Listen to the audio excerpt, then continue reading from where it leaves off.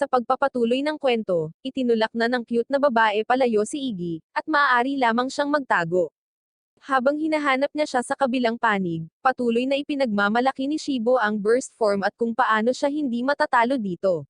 Nang makitang wala siyang pagkakataon, nagpa siya ang kanyang kalaban na sumuko, at si Shibo ay natutuwa. Sa ibang lokasyon, si Yami ay may malinaw na kalamangan sa masungit na babae, na mukhang pagod pagkatapos makipaglaban sa kanya.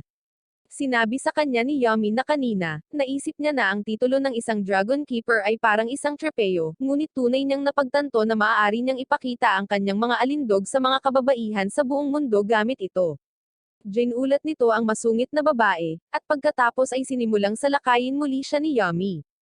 Kasabay nito, si Yasuo ay nakaharap kay Kago, ngunit siya ay talagang si Fighter 10 in disguise.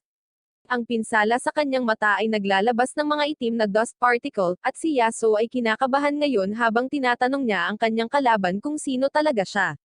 Sa ibang panig, magkamatch sina Shiro at Deep kung saan pareho silang gumagamit ng energy burst form ng kanilang mga armas. Bumalik sa labanan sa pagitan ng masungit na babae at Yami, ipinahayag niya na ang kanyang determinasyon na maging isang Dragon Keeper ay mas malakas kaysa sa kanyang mga nakakatuwang pangarap. Gayunpaman, sa sandaling iyon, dumating doon si Kago dala ang asul na susi, at ang masungit na babae ay natatakot na si Yasuo ay natalo na. Bigla niyang naalala ang nakaraan niya. Palagi siyang nag-iisa, ngunit hindi siya sapat na malakas upang mabuhay sa mundo ng mag-isa. Kaya naman pinangarap niyang maging katulad ng Dragon Keepers na hinahangaan ng lahat. Habang nasa isip ang matataas na ambisyong iyon, sinusugod niya si Kago, na biglang naglabas ng kanyang lightsaber at dinesormahan siya. Tatapusin na rin niya siya, ngunit pagkatapos ay humakbang si Yami sa pagitan nila at hineranggan ang pag-atake ni Kago. Si Yami ay natapon sa gilid, at si Kago ay bumalik sa kanyang unang plano ng pagpaslang sa babae. Gayunpaman, nagpa siya si Yami na sumuko upang iligtas ang kanyang buhay. Hiningi sa kanya ni Kago ang susi, at ibinigay ito ni Yami sa kanya nang walang pagtutol. Ang masungit na babae ay naguguluhan sa pag-unlad na ito, at tinanong niya si Yami kung bakit siya nililigtas nito gayong siya ay isang kaaway. Paimpol siyang humiga sa sahig at sinabi na ang kanyang pangarap ay lumikha ng isang harem kasama ang magagandang babae, at siya ay gustong magkaroon ng lahat ng mga babae sa mundo. Sinabi niya sa babae na hindi niya hahayaang mapahamak ang isang cute na babae na tulad niya para maging isang ranger, at ang babae ay lubos na nagulat. Tinawag niya itong walang modo bago umalis, ngunit nagsimulang ngumiti sa sarili pagkatapos tumalikod sa kanya. Sa harapan ni Shibo, sinusubukan niyang mapabilib ang kanyang kalaban sa pamamagitan ng pag-flex ng kanyang malalaking muscles sa kanyang harapan. Paulit-ulit niyang pinupuri siya, na sinasabi na kahit ang burst form ay walang palag kumpara sa kanyang mga muscles. Tapos biglang naubusan ng energy ang lightsaber niya at nag-deactivate. Ito ang tinutukoy ng babae dahil nakalkulin niya na ang burst mode ay mabilis na maubos ang enerhiya ng lightsaber. Sinabi niya kay Shibo na sa kanya ang tagumpay at pinaputukan siya ng kanyang baril. Gayunpaman, ang kanyang bala ay tumalbog lamang palayo sa kanyang matigas at malaking mga muscles sa katawan. Nagulat ang babae, at nagpaputok siya ng baril kay Shibo, na hindi man lang nag-abalang gumalaw. Matapos ubusin ang lahat ng mga bala, hindi man lang nagasgasan si Shibo at sinabing ang mahihinang sandata ay walang gagawin laban sa kanya. Buong pagmamalaki niyang ipinahayag na ang tanging sandata na mapagkakatiwalaan nila ay ang kanilang sariling katawan. Naghahanda siyang hampasin ang babae gamit ang isang suntok na maghahatid sa kanya sa Shadow Realm, ngunit sumuko na siya sa pagkakataong ito. Itinigil ni Shibo ang kanyang atake sa huling sandali, at pagkatapos ay ibinigay niya sa kanya ang kanyang susi. Huminga si Shibo ng malalim pagkatapos noon, at nagsimulang tumawa ng malakas hanggat kaya niya para ipahayag sa lahat na nakuha na niya ang pink key.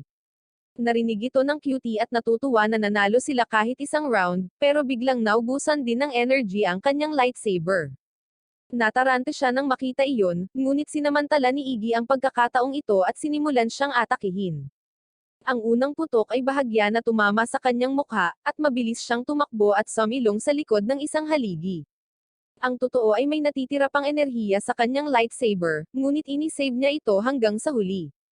Nagpa siya ang cute na babae na magtago sa loob ng isang kotse pansamantala, ngunit pagkatapos ay biglang, nakita niya ang isang baril na nakatutok sa kanya. Nasa kotse na si Iggy, at sinabihan niya itong tanggalin kaagad ang kanyang mga kamay sa kanyang lightsaber. Sinubukan ng cute na babae na gambling siya, na nagsasabi na siya ay mas matapang kaysa sa inaasahan niya, at tinanong niya siya kung naisip niya na hindi siya darating upang lumaban sa mga frontline. Nagsisimula si Iggy na magsalita tungkol sa kung paano niya sinusubukan na maging isang opisyal na ranger sa napakatagal na panahon. Ang kanyang mga kontemporaryo ay sumuko sa pangarap na ito at nagsimula ng panibagong buhay, ngunit siya ay nag-aangkin na siya ay isang tao ng katarungan na hindi titigil hanggat ang lahat ng kasamaan ay mabasak. Gayunpaman, tinawag siya ng cute na babae na isang wannabe. Ang sabi niya, nagpapanggap lang siyang nakikipaglaban ngayong duwag talaga siya. Nagalit dito si Iggy at nawalan siya ng focus na nagbibigay ng pagkakataon sa cute na babae na i-activate ang kanyang lightsaber at pasabogan ang buong sasakyan. Si Iggy ay itinapon sa pagsabog, ngunit ang cute na babae ay nananatiling nakulong at tumatagal ng maraming pinsala. Hindi niya may galaw ang katawan niya ngayon, at natatawa si Iggy, na nagsasabing nanalo siya. Gayunpaman, sinabi sa kanya ng cute na babae na ayos lang kahit natalo siya dahil ang kanyang tunay na trabaho ay bumili ng ilang oras. Sa sandaling iyon, nagpakita si Shibo sa likod ni Iggy at sinabihan ang cute na babae na ipaubaya sa kanya ang lahat. Sa kabilang banda, si Shiro ang nagpapa-atras kay Dee. Inihagis niya ang ilang sasakyan sa kanya, at habang sinusubukang hiwain ito ni Dee, inatake siya ni Shiro mula sa likuran. Isang napakalaking pagsabog ang naganap, ngunit nang mawala ang alikabok, nalaman ni Shiro na wala si Dee sa harapan niya. Talagang gumagaling na siya sa pinsalang natamo niya sa likod niya, at tumalikod lang si Shiro pagkatapos na ma-recover ni Dee ang kanyang katawan ng buo. Muli silang sumusugod sa isa't isa, determinadong manalo at sirain ang mga mithiin ng ibang tao, ngunit biglang dumating si Kugo nang wala saan at itinulak si Shiro. Itinutok niya ang kanyang lightsaber sa kanya at hiniling sa kanya na sumuko, ngunit ayaw ni Dee na matapos ang kanyang laban. Sa ibang lokasyon, dumudugo ang Blue Ranger sa ulan. Siya ay pagod at nasaktan para makagalaw, at pagkatapos ay dumating si Druggy, ang dragon plushie mascot ng Rangers. Tinanong siya nito kung nasugatan siya ng isang boss na halimaw, at maaari lamang siyang hilingin ng babae na ipasa ang kanyang mensahe sa Blue Dragon Keeper. Naalala niya ang unang pagkakataon na nakilala niya ang Blue Keeper, na tina-trato siya na parang walang alam na bata at ayaw makipag-ugnayan sa kanya. Gayunpaman, determinado siyang tulungan siya sa abot ng kanyang makakaya, at patuloy na kumilos bilang kanyang personal na assistant. Akala niya ay tamad, moody, at marahas itong tao, ngunit isang araw, nakita niyang pinahirapan nito ang ilang taong nambubuli sa isang ang kalye.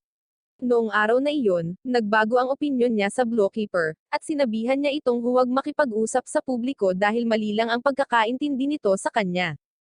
Ngayon ay dumating ang Blue Keeper at nag-transform sa harap niya, pagkatapos may ibang tao din na dumating para dalhin siya sa ospital. Ngumiti siya sa Blue Keeper, na sinasabi sa kanya ang tungkol sa mga kadit na nasa ilalim ng lupa at hiniling sa kanya na iligtas sila. Binibigyan din niya siya ng pahintulot na magsalita, at ngumiti siya bago ilabas ang kapangyarihan ng kanyang divine artifact, ang Leviathan. Ang kapangyarihan ng kanyang divine artifact ay umaalingaw-ngaw sa buong lugar, at ang bubong sa ibabaw ni Nadi at ang iba pa ay biglang nabitak nang bumuhos ang napakaraming tubig at tinatangay sila. Si Kugo, na talagang X in disguise, ay nataman sa mata, at sa oras na siya ay nag-aayos ng kanyang katawan, ang Blue Keeper ay dumating doon at napansin siya. Naniniwala siya na si X ang nanakit sa kanyang assistant, at naghahanda siyang puksin ito. Gayunpaman, tumakas si X, determinadong tiyakin na hindi maaabot ng Blue Keeper ang nasugatang boss monster. Handa niyang isakripisyo ang sarili para sa kanyang layunin, ngunit sa pagtalikod niya, hiniwa ng Blue Ranger ang kanyang katawan sa kalahati. Sa kabila nito, hindi siya nasasawi, at halos agad-agad na naayos ang kanyang katawan. Sinipa siya ng Blue Keeper sa loob ng isang trailer, kung saan nagtataka siya kung bakit buhay pa siya. Pumasok ang Blue Keeper at sinabi sa kanya na hindi niya gagamitin ang kanyang divine artifact, ngunit regular na armas para matiyak na mararamdaman niya ang sakit ng pananakit sa kanyang assistant. Nag-transform si X sa kanyang tunay na sarili at tumalon sa kanya, ngunit pinutol lang niya ang kanyang mga binti gamit ang isang mapurol na pamalo. Bumagsak siya sa lupa, at pagkatapos ay tinusok siya ng Blue Keeper, na napasigaw siya sa sakit. Itinaas niya ang kanyang ulo at sinabi sa kanya na kung ayaw niyang magduse pa, dapat lang niyang sabihin sa kanya ang lokasyon ng Boss Monster. Sinabihan lang siya ni X na mabaho ang hininga niya, at tinusok niya ang kamay niya, dahilan para mapasigaw siya muli. Siya ay patuloy na namimilipit sa sakit, at ang Blue Keeper ay humawak ng isa pang pamalo. Sinabi niya sa kanya na hindi siya makakatakas, at hindi rin siya papayag na masawi siya. Ngayon ang natitira na lang sa kanya ay ang magtiis ng sakit hanggang sa mawala ang kanyang katinoan. Patuloy niyang tinutusok si X gamit ang mga rehas, at sumisigaw ito sa sakit habang nagmamakaawa sa kanya na huminto. Wala siyang ibang maramdaman kundi sakit, at iyon ay biglang nagtatanong kung bakit niya ito tinitiis. Iniisip niya kung ano nga ba ang layunin ng kanyang buhay, nang bigla niyang naalala ang sandaling nakilala niya ang Boss Monster. Sinabi niya sa kanya na siya ay tulad ng kanyang mahal na anak at binigyan pa siya ng isang pangalan. Nagsimula siyang bumangon sa kabila ng mga pamalo na tumutusok sa kanyang katawan, at nagpa siya ang Blue Keeper na tapusin siya dahil hindi siya nagsasalita. Sa sandaling iyon, isang lightsaber burst ang tumama sa trailer at ipinadala ito sa pagkaladkad sa lupa, na naging dahilan upang malaglag ni Blue Keeper ang kanyang sandata. Binuksan niya ang pinto at lumabas, tinanong kung sino ang walang modo na ng ahas na umatake sa kanya. Dumating doon si D at humingi ng paumanhin, nagpanggap na isang kadit na inakala na ang kanyang kalaban ay nagtatago sa loob ng trailer. Nagpa siya ang Blue Keeper na hayaan siya sa pagkakataong ito at pagkatapos ay pumasok muli sa trailer, na sinasabing sinaktan ni X ang kanyang mga nasasakupan at iyon ang dahilan kung bakit tiyak na ipaghihiganti niya ito. Tinutuya siya ni D, na nagsasabi na napakagandang ideya na gumawa ng mga kalupitan sa pangalan ng kanyang mga kasama, at tinanong siya ni Blue Keeper kung ano ang gusto niya. Sinabi lang ni D sa kanya na narito siya para iligtas din ang kanyang kasama. Napagtanto ni Blue Keeper kung ano ang nangyayari at sinubukan niyang abutin ang kanyang sandata, ngunit inatake siya ni D gamit ang burst form bago iyon, na pinipilit siyang gumamit ng lightsaber upang harangan ang kanyang pag-atake. Desidido si D na tapusin si Blue Keeper upang ipaghiganti ang lahat ng kanyang mga nasawi na kasamahan, ngunit nang malapit na niyang tusukin ang kanyang bantay at tamaan siya, inactivate ni Blue Keeper ang isang hadlang na ibinigay sa kanya ng kanyang assistant ilang minuto ang nakalipas. Pinasalamatan niya iyon at pagkatapos ay sinabi kay D na masasawi siya sa paglabag sa mga patakaran. Sinubukan ulit ni D na umarteng inosente, sinabing narito siya para lang iligtas si Kago, na kaibigan niya, at nagbibigay iyon kay X ng ideya kung ano ang gagawin.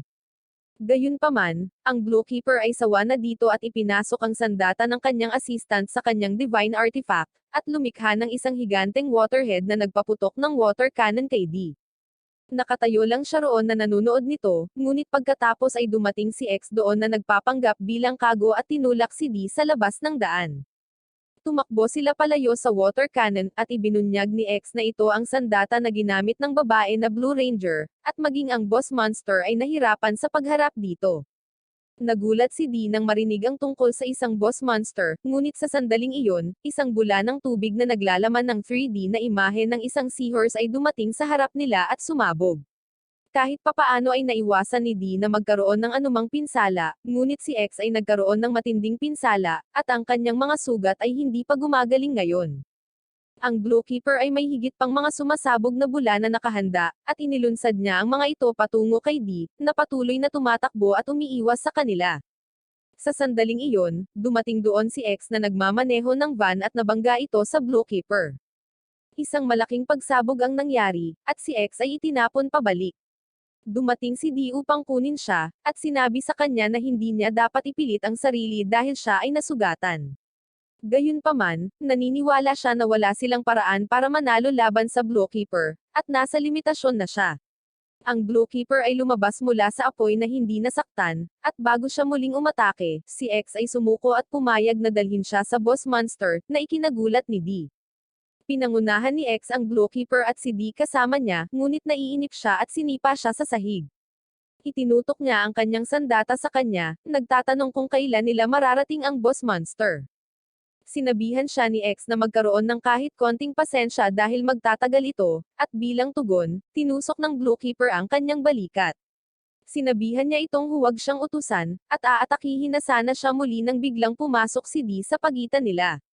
Sinabi niya na si X ay isang bihag na kahit na walang lakas na lumaban, kaya dapat nilang pakitunguhan siya ng may habag kahit na siya ay isang kaaway. Kinakabahan si D habang hinihintay ang reaksyon ng Bluekeeper. Gayunpaman, ang Bluekeeper ay nagsimulang tumawa sa kanyang mga salita. Sinabihan niya si D na huwag ipagkamali si X na isang kaaway dahil siya ay isang side character lamang. Ang tanging mga halimaw na maaaring ituring na mga banta ay ang mga boss monster, ang mga mababang mandirigma tulad ng mga ito ay hindi dapat pansinin. Binabalaan ni D ang Bluekeeper na kung minsan ang mga bagay na hindi dapat pansinin ay maaaring magdulot ng kanyang buhay, at hindi siya nasisiyahang marinig iyon.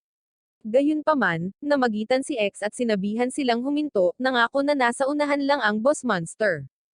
Dinala niya sila sa isang nakalock na pintong bakal, at sinisira lang ito ng Bluekeeper. Pumasok sila sa madilim na silid, at ang nadatna nila doon ay isang higanteng puno na may malalaking prutas na nakasabit dito. Biglang nagpakita ang isang mukha sa trunk ng puno, at tila nakilala ito ng Bluekeeper. Naaalala rin siya ng boss monster mula sa huling pagkikita nila. Hindi makapaniwala si D na totoong buhay ang isang boss monster, habang si X naman ay maaari lamang humingi ng tawad sa boss monster dahil sa kanyang kawalan ng kakayahan. Hinihiling niya sa kanya na tuparin ang kanilang desperadong hangarin na maalis ang mga Dragon Keepers. Ang Bluekeeper ay nagpapaalala sa kanya na siya ay nasa harap ng isang Dragon Keeper, kaya dapat niyang isipin ang kanyang mga salita. Itinutok niya ang kanyang sibat sa boss monster, na humiling sa kanya na huwag magmadali. Iminumungkahi niyang pag-usapan ang mga bagay ng mapayapa sa halip na gumamit ng karahasan, ngunit hindi pa handa ang Bluekeeper na gawin iyon. Itinutok niya ang kanyang sandata sa boss monster, ngunit biglang sinabi ni D na handa siyang kausapin ang boss monster. Sinabihan siya ng Bluekeeper na tumahimik dahil siguradong lalabanan niya ang boss monster ng one-on-one. Inihanda niya ang kanyang divine artifact at pinaulanan ng malakas na water cannon ang boss monster, at ang pressure na nagre-resulta mula doon ay sapat na upang itulak pabalik sina D at X. Ang boss monster ay hindi man lang makaiwas sa pag-atake, at habang ang mga bagay-bagay ay lumilipad, isang higanteng butas lamang ang makikita sa trunk ng kahoy. Ang mga bunga ng puno ay nagsisimula ring bumagsak isa-isa, at ang Bluekeeper ay nasiyahan. Galit na galit si X at sinubukan siyang salakayin, ngunit pagkatapos ay pinayuhan siya ng boses ng boss monster na huwag maiinip. Ang boses ay nagpapakita na nagmumula sa kung saan-saan, at nagsasabi sa Bluekeeper na ang isang taong katulad niya ay hindi mauunawaan ang kanyang maladyos na pag-iral. Sa sandaling iyon, ang mga prutas ay nagsimulang mag-crack, at isang gintong liwanag ang pinakawalan mula sa loob. Mula sa gininto ang liwanag ay lumalabas ang nagbagong bersyon ng boss monster, at hindi lang ito isa, kundi lahat ng prutas. Si X ay namamangha na lumalakad patungo sa mga boss monster, na tinatawag silang gabay na liwanag na magbubura sa kadiliman. Gayunpaman, ang Bluekeeper ay hindi mapipigilan dahil dito. Ipinakita niya ang kapangyarihan ng kanyang divine artifact at nagpapadala ng mga bubble bomb sa mga clone, na tinatangay ang lahat ng ito. Si D ay umuungal, at nagtataka kung kahit isang boss monster ay walang laban sa Bluekeeper. Gayunpaman, ang boss monster ay hindi pa nasawi, at ang mga clone nito ay patuloy na tumataas. Idineklara niya na ang laban na ito ay hindi matatapos hanggang sa masira ang kanyang tunay na katawan, at pagkatapos ay ipinadala ang kanyang mga clone sa unahan upang salakayin ang Bluekeeper. Nagpaputok ng water cannon ang Bluekeeper para tangayin ang mga clone, ngunit patuloy silang umaatake sa kanya ng walang humpay. Pinipilit siya ng kanilang mga laser beam na tumakbo palayo sa kanyang posisyon at sirain ang higanteng water face. Nagkaroon din ang Bluekeeper ng kaunting pinsala habang tinamaan siya ng laser, ngunit patuloy pa rin siyang sumusugod sa mga clone ng boss monster. Namangha si D nang makitang tila may bentahe sa labanan ang boss monster ngayon, at buong pagmamalaki ni X na ang boss monster lang ang makakatalo sa mga Dragon Keepers. Habang ang Bluekeeper ay nakikipaglaban sa mga clone, napansin ni X ang tunay na katawan ng boss monster at nagmamadaling lumapit sa kanya. Sumunod din sa kanya si D, at ipinakilala niya ito bilang isa sa mga manlalaban na isang pawn ng mga Rangers noon ngunit ngayon ay nasa kanilang panig. Kinakabahang bumati si D sa boss monster, habang ang kamay nito ay humawak sa lightsaber sa likod niya. Sinabi sa kanya ng boss monster na ginawa niyang mabuti ang pagtiis sa lahat ng mga taon na ito, ngunit ngayong narito na siya, sa wakas ay matutupad na nila ang pangarap nilang dominasyon sa mundo. Ang kanyang mga salita ay nagpapaalala kay Dee ng malupit na buhay na pinagdaanan niya, at ng iba pang mga dusters hanggang ngayon. Naaalala rin niya kung gaano siya kasaya at kagalak habang nakikipaglaban sa tabi ng mga kadit ng tao, at ang pag-iisip na tatapusin sila ng boss monster ay hindi tama sa kanya. Kaya, bigla niyang inilabas ang kanyang burst mode at inatake sa katawan ang boss monster. Parehong nabigla si X at ang boss monster, at humingi ng tawad si D, sinabing nadulas lang ang kanyang kamay at nauwi sa pagtusok sa kanya. Itinuturing ito ng boss monster bilang pagrerebelde, ngunit bago niya magawa ang anuman, kinaladkad ni D ang kanyang lightsaber sa kanyang katawan at pinaslang siya. Nakakatakot lang na panoorin ni X ang eksenang ito, at sinunggaban niya si D pagkatapos niyang mapagtanto ang ginawa niya. Itinulak niya siya sa lupa, nagtatanong kung gaano kalakas ang loob niya na saktan ang isang boss monster, dahil ang mga boss monster ay ang kanilang mga kapanganakan na magulang at ang kanilang mga boss kung kanino sila dapat sumumpa ng kanilang ganap na katapatan. Sinabi niya na hindi mapapatawad ang pagrerebelde sa kanila, at tinanong si D kung bakit ngayon lang niya inatake ang boss monster. Itinutok ni X ang kanyang matatalas na mga braso sa kanya, nagtatanong kung siya ay nasa kanilang panig or nasa panig ng mga tao. Ang kanyang mga salita ay nagpaisip kay D kay Kago, na kinilala siya bilang isang kasama, at ngayon siya ay nawawalan ng mga salita. Sa sandaling iyon, ang boss monster ay bumangon upang harapin ang Gluekeeper, na natalo na ang lahat ng kanyang mga clone sa ngayon. Pareho silang sugatan at pagod, kaya plano nilang tapusin ang laban sa susunod na hakbang. Sinusugod nila ang isa't isa, ngunit may planong pagtakas na pala ang boss monster. Ang katotohanan ay ang lahat ng mga clone ay mabibilang bilang kanyang tunay na katawan, at kahit na isa lamang sa mga ito ang makatakas, maaari niyang paglianan ang kanyang oras sa pagpapakain sa mga tao at mabawi ang kanyang lakas. Aalis na sana siya sa basement sa pamamagitan ng butas sa kisame nang bigla siyang pinaulanan ng fire attack. Umatras ang boss monster, at pagkatapos ay biglang dumating doon sina Suzo, Sean, at iba pang mga ranger para harapin siya. Isinaaktibo nila ang kanilang mga divine artifact, at ang boss monster ay handa na ring harapin sila. Pinaputok ni Sean ang kanyang dragon cannon sa kanya, at kinontra ito ng boss monster gamit ang kanyang laser beam. Ang laser beam ay malapit nang tumama kay Sean, ngunit pagkatapos ay hinaranggan ito ng maskuladong pink ranger gamit ang kanyang mga kamao. Ginagamit ni Suzo ang kanyang kapangyarihan para i-pause at i-fast forward ang mga kaganapan ng realidad, at sa tulong niya, nagawang ilihis ng Pink Ranger ang pag-atake sa boss monster ng mas mabilis. Ang boss monster ay direktang nataman, at pagkatapos ay nagpaputok muli si Sean upang tapusin siya. Ang Pink Ranger ay nag-relax sa kanyang bantay, ngunit pagkatapos ay ang boss monster ay gumamit ng isang huling pamamaraan ng pag-atake sa kanya. Sa kabutihang palad, ang Green Ranger ay dumating doon at nilamon ang pag-atake ng buo. Ang sarap ng kapangyarihan ay sapat na para sabihin sa kanya na ito ang boss monster na matagal na nilang hinahanap. Ang boss monster ay isa na lang maliit na Angry Bird, at patuloy pa rin siyang naglulunsad ng mga laser beam. Muli siyang inatake ni Sean at pinasabog siya. Well, ang boss monster ay may isa pang ekstrang katawan na naka-standby na nanunood ng lahat, at biglang nagpakita si Suzo sa likod niya at ginamit ang kanyang remote control para i-mute ang mga bagay. Tinanong niya siya kung hindi siya masyadong madaling itinulak para sa isang boss monster. Sa kabilang banda, natalo ng Gluekeeper ang halos lahat ng mga clone, at itinoon niya ang kanyang atensyon sa tila pangunahing katawan. Sa ngayon, napagtanto ng boss monster na hindi siya makakaasa sa mga clone na ipinadala niya, at nagpa siya na ipakita ang tunay na kapangyarihan ng mga boss monster. Gayunpaman, ang pag-atake na kanyang gagamitin ay tumatagal ng ilang oras ng paghahanda, at hiniling niya kay X na ipagtanggol siya habang inihahanda niya ito. Sinunod niya ang kanyang utos at tumayo sa harap ng pag-atake ng Gluekeeper. Nanghihimasok si D sa tamang oras, at nagawang iligtas siya mula sa pagiging ganap na mawala. Parehong napinsala sina X at D mula sa pag-atake, at nawalan si D ng malay nang tumama ang kanyang ulo sa isang matalim na gilid. Sa kanyang mga panaginip, naisip ni D na nasakop na niya ang mundo at naging Panginoon nito, kasama si X sa kanyang tabi. Ang mga tao ay yumuko sa harap nila at tinutupad ang kanilang bawat hiling, at ang mga kadit mula sa kanyang koponan ay naroon din. Hinahayaan sila ni D sa lasa ng karangyan, habang ipinagmamalaki niya ang kanyang napakalalim na kayamanan sa harap nila.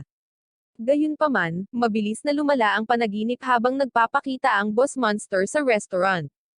Pinaslang niya ang chef na naghanda ng mga pagkain na sinasabi na ang mga tao ay mas mababa kaysa sa mga hayop at walang karapatang pumaslang ng ibang mga hayop para sa pagkain. Nataranta si Dee at sinabihan ang kanyang mga kaibigan na tumakas, ngunit sinabi nila sa kanya na ayos lang, handa silang ibigay ang anumang bagay upang mapaslang ng Boss Monster, dahil nakonsensya sila sa mga kasalaanang ginawa ng mga Rangers laban sa mga halimaw sa lahat ng oras na ito. Pinapaslang ng Boss Monster ang lahat, at nakita ni Dee ang kanyang sarili na nakatayo sa pagitan ng mga bangkay ng kanyang mga kaibigan. Bigla niyang narinig ang boses ni Hebe na binabati siya sa kanyang pagkapanalo. Tinanong niya si Dee kung kontento na ba siya ngayon dahil ganito ang hitsura ng pangarap niyang dominasyon sa mundo. Nawala sa isip si Dee, sinabing hindi ito ang gusto niya, at sinabi sa kanya ni Hebe na ito ang mangyayari kung masawi ang mga Rangers at mabuhay ang Boss Monster. Hiniling niya kay Dee na sumuko sa pagsira sa mga Rangers at samahan siya upang reformahin sila. Bumalik sa katinoan si Dee at nakita niya si X na nahihirapang gumapang patungo sa Boss Monster, na wala man lang doon. Ginamit niya siya bilang isang kalasag upang bumili ng oras upang makatakas, at ngayon ay may identity crisis na siya dahil hindi na niya alam kung ano ang ipaglalaban. Sa kabilang banda, sina Iggy at ang iba pa ay sumusuporta kay Shiro habang sinusubukan nilang lumayo sa lugar ng pagsubok. Nagtataka sila kung dapat nilang subukang ibalik ang mga susi, ngunit naniniwala ang babaeng may purple na buhok na hindi ito katumbas ng halaga ngayon, dahil sila ay nasa isang talagang mapanganib na sitwasyon. Naramdaman niyang may papalapit, kaya tumakbo siya sa unahan, umaasang may dumating na magliligtas sa kanila. Gayunpaman, natagpuan niya ang kanyang sarili sa harap ng Boss Monster at agad na tumakbo pabalik sa kanyang koponan, sinabi na wala siyang nakita. Napansin ni Shiro na may mali, kaya kumuha siya ng lightsaber at tumungo sa unahan habang umaalingaw-ngaw ang pagsabog sa lugar. Napansin din ito ni Yami at ng iba pa, at iniisip kung dapat ba silang sumali sa laban or lumikas na lang. Napansin ni Yami ang anyo ng ibon ng Boss Monster na lumilipad palayo, at hinahabol niya ito sa likas na ugali upang tugisin ito. Gayunpaman, nang makaharap niya ang Boss Monster, natagpuan niya ang kanyang sarili sa panganib habang papaputukan na siya ng maliit na ibon. Sa kabutihang palad, dumating doon si Shiro sa tamang oras at hiniwa ang ibon sa kalahati.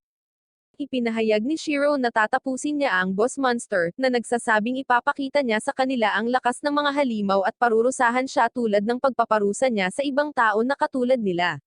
Pagkatapos, dumating si Yasuo mula sa likuran at tinanong ang Boss Monster kung si Kago ang tinutukoy niya. Siya ay galit na galit sa halimaw na pumaslang sa kanyang kaibigan, at lahat ng iba ay nagbabahagi ng damdamin. Magkaisa nilang tatapusin ang Boss Monster sa ngalan ng Rangers. Biglang may narinig silang malalakas na yabag na papalapit, si Dee iyon, na sa wakas ay natanto kung saang panig siya. Hindi siya makikipag-alyansa sa Boss Monster, or sa mga tao dahil ang tanging panig na pipiliin niya ay ang kanyang sarili.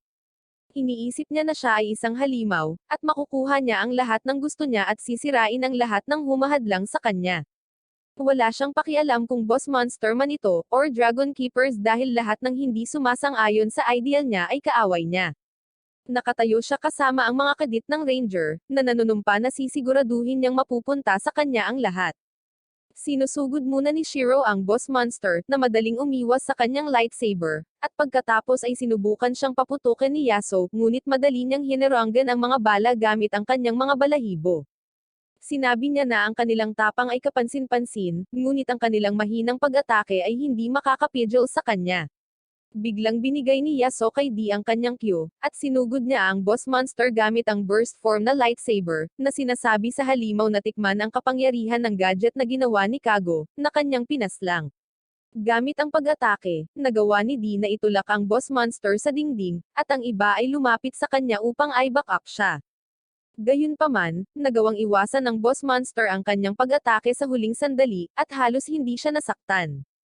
Tinanong niya si Dee kung talagang plano niyang ipagkanulo ang mga halimaw, at pagkatapos ay nagpa siya na kunin ang burst mode lightsaber mula sa kanyang mga kamay.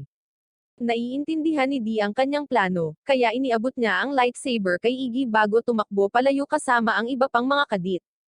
Bahagyang naiiwasan ni Iggy ang laser attack ng Boss Monster, at pagkatapos ay sinimulan niyang hampasin si Dee dahil sa paglalagay sa kanya sa panganib. Gayunpaman, hinihiling lamang sa kanya ni Dean na ipasa ang lightsaber upang protektahan ito mula sa laser ng boss na tumatagal ng ilang oras upang ma-charge. Plano niya na ang iba pa sa kanila ay lumapit sa boss monster para matalo na niya nito, at walang choice si Iggy kundi ang sumabay sa plano.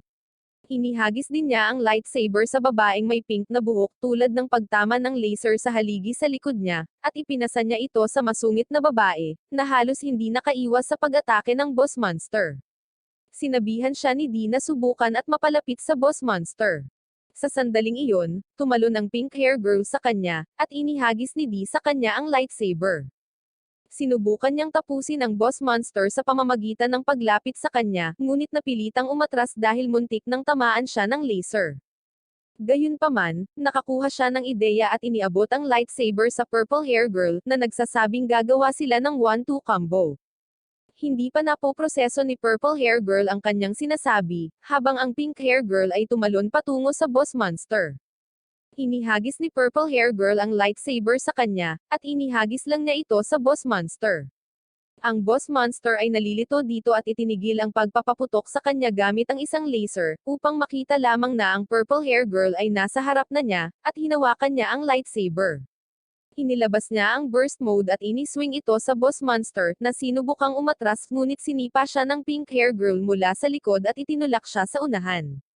Nakikita ni Dee ang pag-asa na tapusin ang boss monster, at ang iba pang mga kadit ay naglalabas din ng burst mode upang makatulong na tapusin siya. Gayunpaman, ang boss monster ay may insurance sa anyo ng maliit na ibon, na nagsimulang i-charge ang laser nito para atakihin ang purple hair girl. Si Dee ay namamahala upang alertuhan siya sa oras, ngunit gayunpaman, ang ibon ay namamahala upang mailunsad ang kanyang burst mode lightsaber.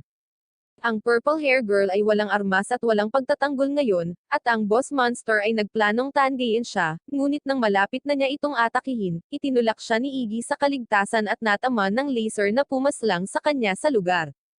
Ang purple hair girl ay nag-aalala tungkol sa kanya, ngunit nakalimutan niya na siya ay nasa harap mismo ng boss monster, na lumabas sa likod niya at inilagay ang kanyang balahibo sa paligid niya, kinuha ang kanyang bihag. Hiniling niya sa kanya na tumigil sa panginginig sa takot dahil ipapadala siya sa ibang mundo kasama ang lahat ng kanyang mga kaibigan. Sa kabilang banda, ang junior rangkang Rangers ay nakaharap sa mga clone ng boss monster sa ibang lokasyon. Masyadong nasasabik si Sean dahil 4 na clone na lang ang natitira, at hinayaan niya ang kanyang pagbabantay. Gamit ang pagkakataong ito, sinira ng boss monster ang kanyang kamay gamit ang isang laser shot, ngunit sa kabutihang palad, ang macho Pink Ranger ay may kapangyarihang muling buuin ito mula sa simula.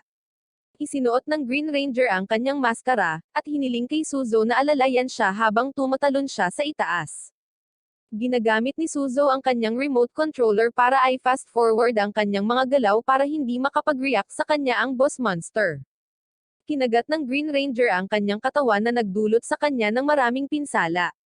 Sinabi ng boss monster na medyo kapansin-pansin sila kahit na hindi sila Dragon Keepers, kaya nagpa siya siyang talunin sila gamit ang kanyang buong kapangyarihan. Lahat ng 4 na clone ay dumapo sa lupa, at nagsimula silang lumikha ng isang napakalaking laser beam upang lipulin ang kanilang mga kaaway. Sinabihan ng Green Ranger si Sean na kontrahin ito, at pinakawalan niya ang buong kapangyarihan ng kanyang maalamat na artifact para atakihin siya ng siyam na Flame Serpent. Gayunpaman, lahat ng kanyang mga pag-atake ay hindi tumama sa boss monster, na nangungut siya sa kanya para sa kanyang aim sa antas ng Stormtrooper. Sa sandaling iyon, itinigil ni Suzo ang pag-atake ni Sean dahil napapalibutan nito ang boss monster, na hindi maintindihan ang dahilan sa likod ng maniobra na ito. Oras na para sumikat ang Green Ranger, at hinihigop na lang niya ang lahat ng kapangyarihang natipon ng mga clone ng boss monster. Upang tapusin ang mga bagay-bagay, ang Pink Ranger ay gumagamit ng isang full power attack na ginagawang alikabok ang mga clone ng boss monster at sinisira pa ang barikada na inilagay sa kanya ni Sean. Sa palagay nila ay natapos na nila ang mga clone ng boss monster, ngunit lumalabas na tinulungan ni Suzo ang isa sa mga clone na makatakas dahil dati siyang miyembro ng isang grupo na sumasambos sa mga boss monster na iyon. Gayunpaman, tulad ng paglabas ng bird clone sa basement, nakita niya ang Pink Keeper na naghihintay sa kanya. Inactivate niya ang kanyang Divine Artifact Boots at sinipa siya sa outer space kung saan siya sumabog. Dumating doon ang kanyang assistant upang iulat ang sitwasyon sa ibaba, ngunit ang tanging bagay na pinapahalagahan niya ay ang kanyang kapatid na si Hibby, na pinaniniwalaan niyang nasa basement, walang kamalay-malay na ito ay si D in disguise. Samantala, sa basement, tumanggi si Purple Hair Girl na maging kalasag ng Boss Monster, ngunit hindi maaaring hayaan ni D na mapaslang siya ng walang kabuluhan. Sinabi niya sa Boss Monster na sumuko sila at hiniling sa mga kadit na ibaba ang kanilang mga armas. Sa una ay hindi sila sigurado tungkol dito, ngunit nakumbinsi niya sila na ang pagligtas sa kanilang kaibigan ay mas mahalaga sa ngayon. Madaling sumang-ayon ang kanyang mga kasamahan sa koponan, ngunit nagpa siya ang pink hair girl na tumakas kaysa ihagis ang kanyang sandata. Maging si Yasuo ay nagprotesta tungkol sa pagbibigay ng kanyang lightsaber, ngunit tinanong ni Shiro si D kung mayroon siyang plano. Nang marinig na mayroon siyang isang bagay, sumang-ayon siya sa kanya at isinuko ang kanyang lightsaber. Sa huli, ibibigay ni D ang lahat ng lightsabers sa Boss Monster at hiniling sa kanya na palayain sila.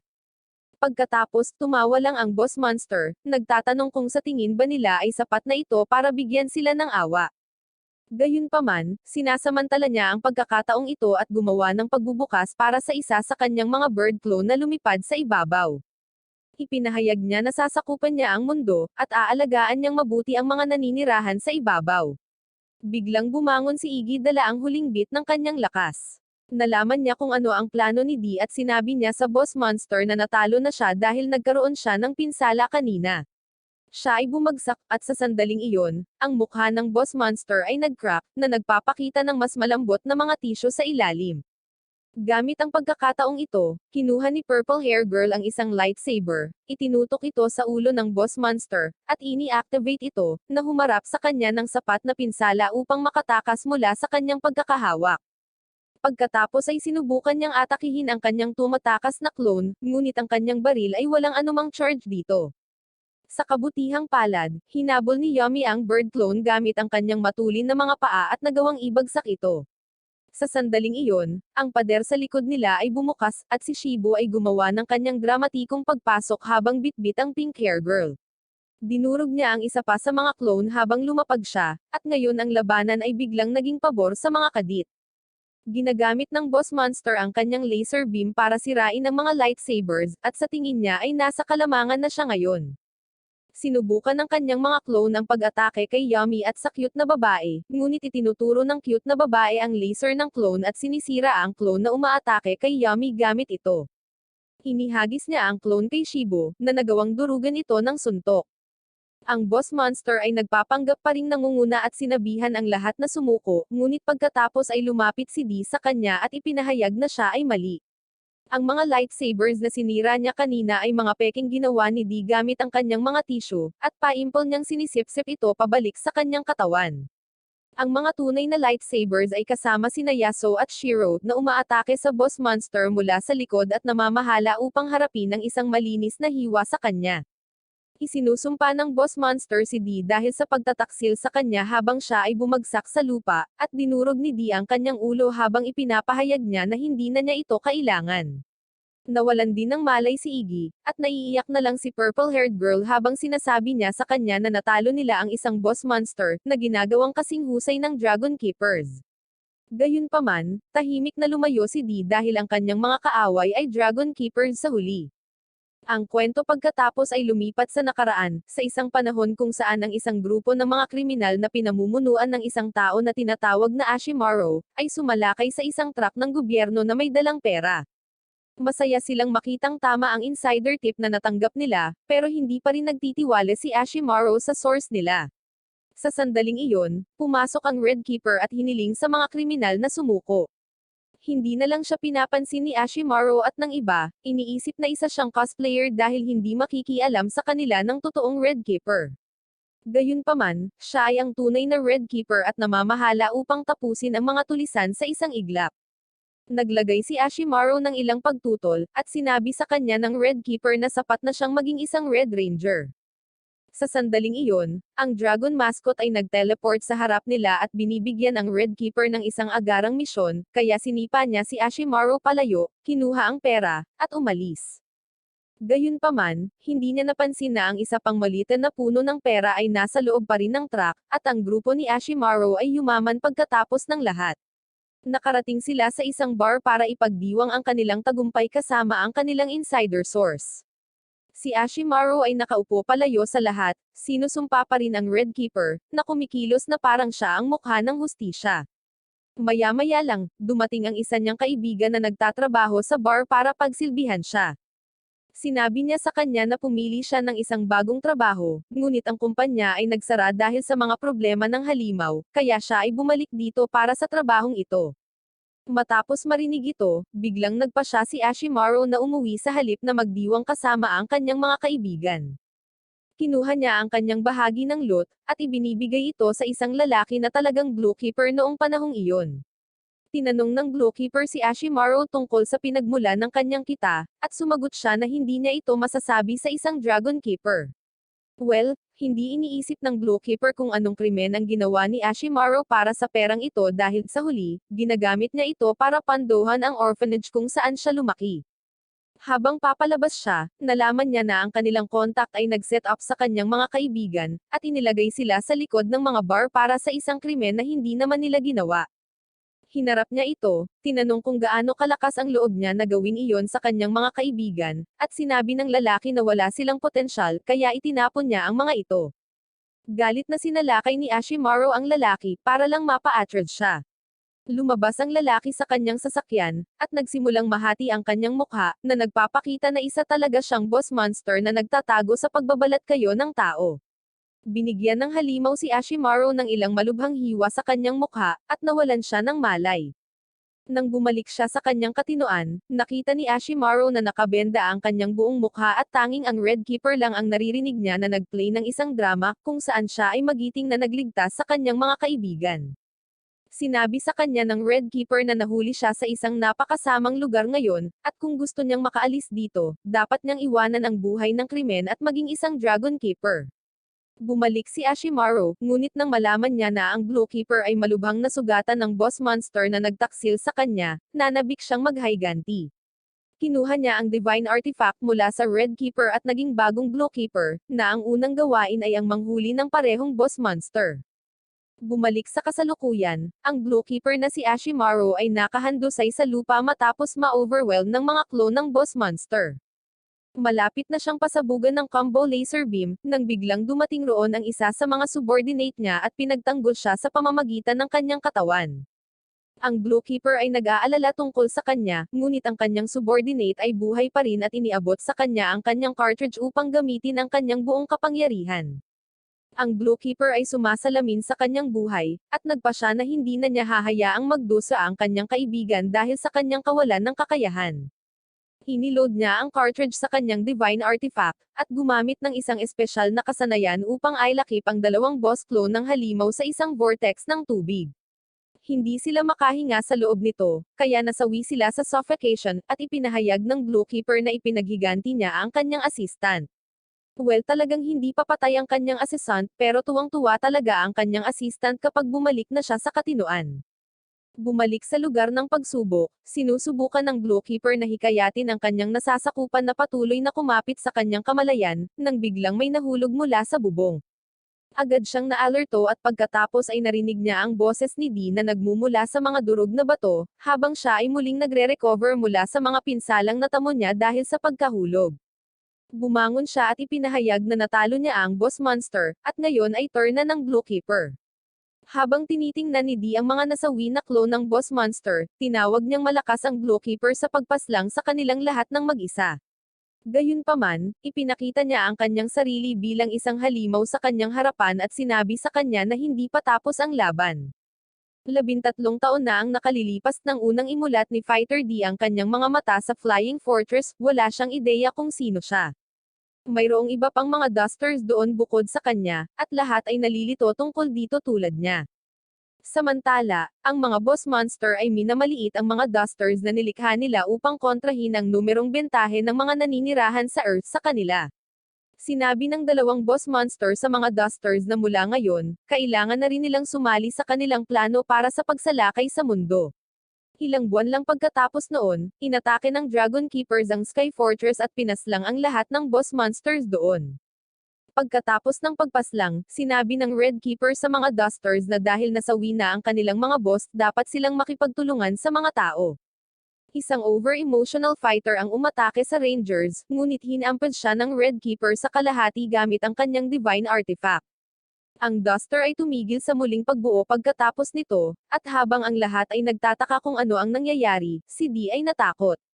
Sinabi sa kanila ng Red Keeper ang tungkol sa mga Divine Artifact, at pagkatapos ay sinabi sa mga Duster na hindi na sila mga kaaway kundi mga subordinate. Kahit na pagkatapos noon, naniniwala pa rin ang mas matapat na Duster na buhay pa ang boss monsters at babalik sila balang araw para tulungan silang talunin ang Dragon Keepers. Nagsimula silang magtungo sa Earth upang makipaglaban, ngunit ang mga maingat tulad ni D, ay nananatili sa likuran. Tinanong ni X si D kung hindi siya sasama sa kanila sa misyon, ngunit sinabi lang niya sa kanya na ito ay hindi makatarungan. Sinabi niya na hindi sulit na ipagsapalaran ang kanyang buhay para sa mga boss monster, at tinawag siya ni X na duwag bago umalis. Sa kalaunan, ang mga Dusters ay naging isang circle lamang, at kailangan nilang kumilos at matalo ng Dragon Ranger tuwing linggo. Isang araw, habang ginagampanan ni D ang papel ng boss monster, bigla siyang nakaramdam ng identity crisis. Iniisip niya kung sino siya at ano ang papel niya sa buhay. Fast forward na maraming taon, at pagkatapos lamang na makilala si Hebe ay napagtanto ni D kung ano ang kailangan niyang gawin.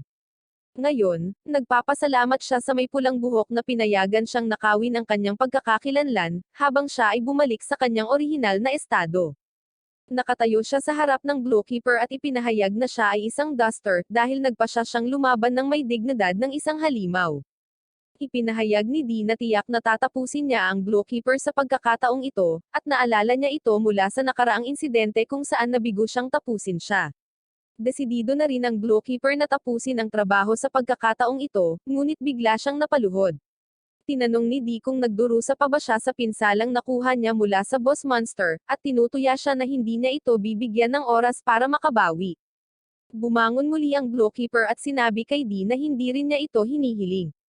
Sinasabi niya na ang kanyang instincts ay nagsasabi sa kanya na si D ay kailangang tapusin ngayon dahil kung siya ay mabubuhay, siya ay maaaring maging isang mas malaking banta kaysa sa mga boss monsters. Sa pamamagitan nito, pareho silang naghahanda na lumaban at ilabas ang kanilang mga kapangyarihan. Ang Blue Keeper ay naglunsad ng ilang explosive bubbles kay D, na tumalon palayo upang iwasan ang mga ito at pagkatapos ay sumusugod sa Blue Keeper gamit ang kanyang burst mode. Gayunpaman, tinatangay siya ng higanteng waterhead gamit ang kanyang water cannon. Sinabi ng Blue Keeper na hindi niya alam kung paano natutunan ni D ang tungkol sa burst mode ngunit isa pa rin itong murang sandata na angkop lamang para sa mga kadit, at hinding-hindi mapapantayon ang kapangyarihan ng kanyang divine artifact na may kapangyarihan ng Dragon God. Nalilito si D dito, ngunit sinabi lang sa kanya ng Blue Keeper na nasa kanyang panig ang Diyos. Naglunsad siya ng isa pang water cannon sa Duster, na umiwas dito at pagkatapos ay nag-follow up gamit ang mga explosive bubbles. Gayunpaman, nakulong siya ng Blue Keeper sa pamamagitan ng pagsira sa bubong gamit ang water cannon, at si D ay inilibing sa ilalim ng mga durog na bato. Sinabi ng Blue Keeper na hindi siya magagapi sa kapangyarihan ng Dragon God, at ngayon ay hindi na siya mawawalan ng anuman muli. Nagpadala siya ng ilang mga explosive bubbles upang ibigay ang pangwakas na pag-atake kay Fighter D. Si D ay tumakbo sa puno upang maiwasan ang mga pag-atake, at sinabihan ang Blue Keeper na bawasan ang mga pag-atake dahil hindi niya kayang harapin kaagad ang isang kapangyarihan ng Diyos. Bigla siyang umabot sa likod ng Blue Keeper, na nagpanggap bilang kanyang subordinate. Dahil dito, nag-alinlangan ang Blue Keeper sa isang sandali, at sinasamantala ni D ang pagkakataon na maglunsad sa kanya ng isang malinaw na pag-atake. Gayunpaman, nagawang manatiling ligtas ang Blue Keeper salamat sa kanyang hadlang. Isinusumpa ni D ang kanyang mga kakayahan sa hadlang, at sinabi ng Blue Keeper na ang isang ito ay hindi dahil sa Dragon God kundi dahil sa isang babae. Tinanong siya ni D kung ano ang ibig niyang sabihin, ngunit sinabi lang sa kanya ng Blue Keeper na hindi magandang magambala sa isang labanan. Sa sandaling iyon, nakahanap si D ng isang explosive bubble sa kanyang harapan, at nataman siya nito. Ang Blue Keeper ay nagpasya na tapusin siya ngayon at naglunsad ng isang barrage ng mga explosive bubbles patungo sa kanya. Ang masama pa nito, naubusan ng charge ang lightsaber ni Dee, at nataman siya ng pag-atake ng Blue Keeper. Gayunpaman, nagawa niyang mabuhay sa pamamagitan ng pagkuha ng lightsaber mula sa subordinate na Blue Ranger sa huling sandali. Sinabihan siya ng Blue Keeper na lumayo sa lalaki, at sumunod si Dee, na sinasabi na hindi siya gagawa ng cheap tricks tulad ng paggamit ng mga bihag sa kanyang laban. Ang Blue Keeper ay nagsabi na ang mga iyon ay tiyak na matataas na pamantayan para sa isang taong sinusubukan lamang na gayahin ang hitsura ng ibang tao upang manloko. Nay na si Dee sa kanya, sinabing natural na kakayahan niya ito, kaya hindi ito isang panloloko. Si Dee pagkatapos ay itinapon ang walang silbing lightsaber at ginawang blade ang kamay. Pinupuri ng Blue Keeper ang kanyang mga pagsisikap, ngunit ipinahayag na wawakasan na niya siya ngayon. Nagmamadali silang lumapit sa isa't isa, at medyo mabigat ang pakiramdam ni Dee ngunit naka-recover pa rin naman kahit na matapos ang matinding pag-atake kanina. Ngunit pagdating niya sa attacking range, isang laser beam ang tumusok sa leeg ng Blue Keeper, at agad niyang ibinaba ang kanyang sandata. Hindi man lang maproseso ni Dee ang nangyari nang bigla niyang makita ang bird claw ng Boss Monster kasama si Fighter 10. Pinuri ng Boss Monster si Dee, at sinabing sa tulong niya, nagawa nilang talunin ang isinumpang Blue Keeper. Napailing pa rin si Dee, at hiniling niya sa Blue Keeper na sabihin sa kanya na hindi siya masasawi. Ang Blue Keeper, gayunpaman, ay tinanggap ang kanyang pagtatapos, at naniniwala siya na ito ang parusa para sa kanya na makalimutan ang isang bagay na mahalaga sa kanyang nakaraan. Nagpanik si Dee at sinabihan siyang itigil na ang pagsasabi ng kalokohan. Hiniling niya sa kanya na gamitin ang kapangyarihan ng kanyang Dragon God, or kung ano paman para pagalingin ang pinsalang ito, ngunit tinanggap ng Blue Keeper na natalo siya at bumagsak. Sa pagbagsak niya, nawala ang kanyang Ranger suit, at nagde-deactivate din ang Divine Artifact. Tumanggi si Dee na tanggapin na nasawi na ang Blue Keeper at patuloy na sinasabi sa kanya na bumangon. Sinabihan ng Boss Monster si X na dapat na silang umalis, at ang galit na si Dee ay handang labanan sila ngayon. Gayunpaman, biglang kinagat ni X ang Boss Monster at nilamon siya, habang sinasabi niya kay Dee na ang mga irregularidad na tulad niya ay hindi dapat payagan sa mundo ng mga halimaw.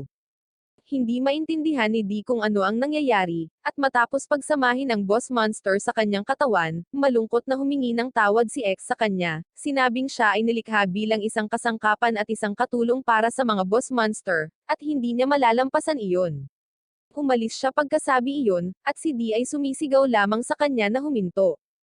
Samantala, ang balita ng pagkatalo ng Blue Keeper ay nakarating sa Red Keeper at sa kanyang deputy na si Dario, na sinubukang pag-usapan ang tungkol sa pagkasawi ng Blue Keeper, ngunit sinabihan siya ng Red Keeper na manahimik dahil wala siya sa mood na makarinig ng kahit ano.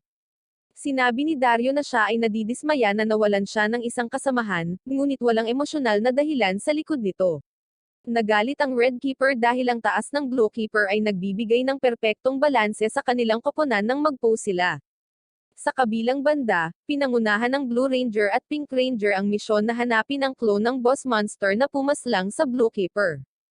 Ang mga kadit ay nagtipon-tipon din upang makita ang nasawi na katawan ni Iggy, at ibinunyag ni Yasuo na nakaharap sila ng isa pang casualty.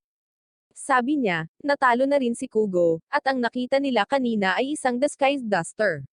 Nakita niya ang Duster na inaatake ng Blue Keeper kanina, at kinumpirma pa niya na nasaktan si Kugo habang pinoprotektahan ang Blue Ranger mula sa Boss Monster.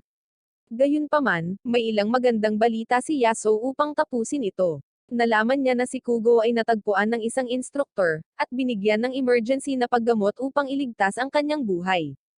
Ang lahat ng mga kadit ay pumunta doon upang suriin ang kanilang kaibigan, ngunit hindi maintindihan ni Dee kung paano mahahanap ng isang instruktor si Kugo matapos siyang salakayin ng Boss Monster. Anyway, natutuwa ang iba pang mga kadit, at inaangkin nila na si Kugo ay talagang isang napakahusay na ranger. Nanumpa si Yasuo na maghihiganti para sa kanyang kaibigan, ngunit sinabi sa kanya ni Pink Hair Girl na wala silang karapatang gawin iyon dahil natalo sila sa labanan upang maging opisyal na rangers. Kapalit ng nasugatang si Kugo, napili ang Purple Hair Girl bilang miyembro ng nanalong grupo dahil malaki ang naging papel niya sa pagtalo sa Boss Monster. Hindi siya sigurado tungkol dito, ngunit tiniyak sa kanya ni Yami na siya ay higit na kwalipikado para sa trabaho. Ang mga headline ng balita ay nagsasabi sa lahat na ang Glowkeeper ay nasawi na, ngunit ang kanyang divine artifact ay nawawala pa rin, at ang Green Ranger ay tinawag para sa isang panayam upang kontrolin ang salaysay. Si Suzo at Sean ay nakaupo sa isang rooftop nakikinig sa kanyang panayam.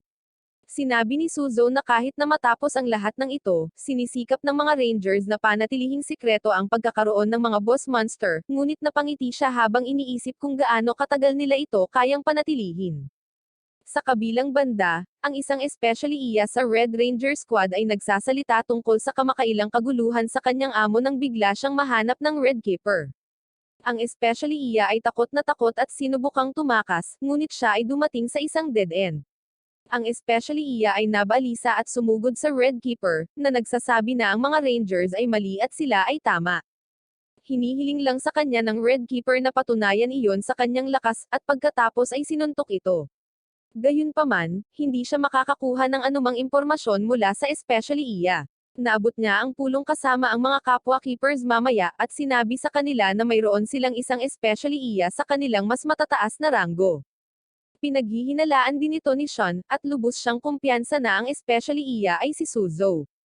Tinanong niya si Suzo kung bakit niya tinulungan ang mga halimaw, at masaya ba siya na nasawi ang isa sa mga Dragon Keepers.